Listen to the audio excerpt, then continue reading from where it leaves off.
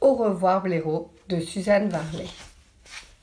Blaireau était un ami sûr, toujours prêt à rendre service. Très vieux, il connaissait presque tout de la vie et savait aussi qu'il devait mourir bientôt.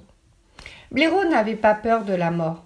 Pour lui, mourir c'était simplement quitter son corps. Cela ne l'inquiétait guère, car son corps ne fonctionnait plus aussi bien que dans sa jeunesse. Une seule chose le tourmentait, la peine qu'éprouveraient ses amis. Pour les préparer, Blaireau leur avait dit que bientôt il descendrait dans le grand tunnel. Il espérait qu'il n'aurait pas trop de chagrin. Un jour, Blaireau regardait Taupe et Grenouille dévaler la colline. Il se sentait particulièrement vieux et fatigué. Il aurait souhaité plus que tout au monde courir avec eux, mais ses vieilles jambes ne lui auraient pas permis. Il regarda un moment ses amis s'amuser et ce spectacle lui fit plaisir.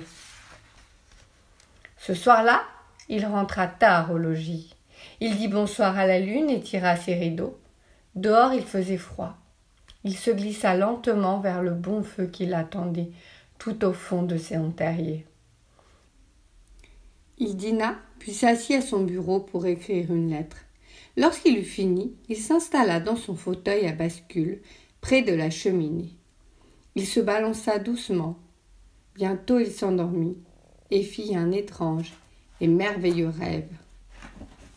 Un rêve comme jamais il n'en avait eu. À sa grande surprise, Blaireau courait agile et vigoureux. Devant lui s'ouvrait un très grand tunnel. Il abandonnait sa canne. Il n'en avait plus besoin. Il courait vite, de plus en plus vite dans ce grand tunnel. Et puis, soudain, ses pattes ne touchèrent plus le sol. Il se sentit basculer, tête en bas, et tomber. Blaireau se sentait libre. C'était comme s'il avait quitté son corps. Le lendemain, les amis de Blaireau se rassemblèrent devant sa porte. Ils s'inquiétaient parce que leur ami n'était pas sorti pour leur dire bonjour comme d'habitude. Renard leur apprit la triste nouvelle. Blaireau était mort et il leur lut sa lettre. Elle disait simplement « Je suis descendu dans le grand tunnel. Au revoir, Blaireau ». Tous les animaux aimaient Blaireau et tous furent tristes. Taupe surtout se sentit seul, perdu et très malheureux. Toute la nuit, blotti sous ses couvertures, Taupe pensa à Blaireau. De grosses larmes roulaient sur ses joues de velours. Dehors, l'hiver avait commencé. Bientôt, une épaisse couche de neige recouvrit le terrier douillet où les animaux s'abritaient. La neige recouvrait toute la campagne, mais les amis de Blaireau n'avaient pas oublié leur tristesse. Blaireau était toujours là quand ils avaient besoin de lui. Tous les animaux se demandaient que faire maintenant qu'il était parti. Blaireau leur avait demandé de ne pas être malheureux, mais c'était bien difficile. À l'approche du printemps, les animaux se réunirent souvent et parlèrent du temps où Blaireau vivait encore avec eux. Taupe savait faire de belles guirlandes en papier. Il raconta qu'un jour Blaireau lui avait appris à découper des petites taupes dans du papier plié. Au début, les découpages ratés avaient jonché le sol. Taupe avait été tout joyeux lorsqu'il avait enfin réussi à découper une ribambelle entière. Grenouille était une excellente patineuse. Blaireau lui avait appris à faire ses premiers pas sur la glace. Il l'avait gentiment guidée jusqu'au jour où, enfin, sûr de lui, Grenouille s'était élancé et avait patiné tout seul. Lorsqu'il était renardeau, Renard n'arrivait jamais à nouer sa cravate. Blaireau lui avait montré comment s'y prendre.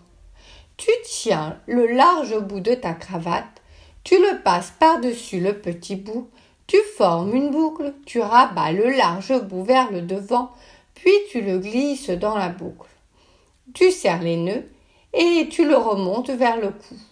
Maintenant, Renard savait faire tous les nœuds possibles et même des nœuds de son invention. Et bien sûr, sa cravate était toujours impeccablement nouée.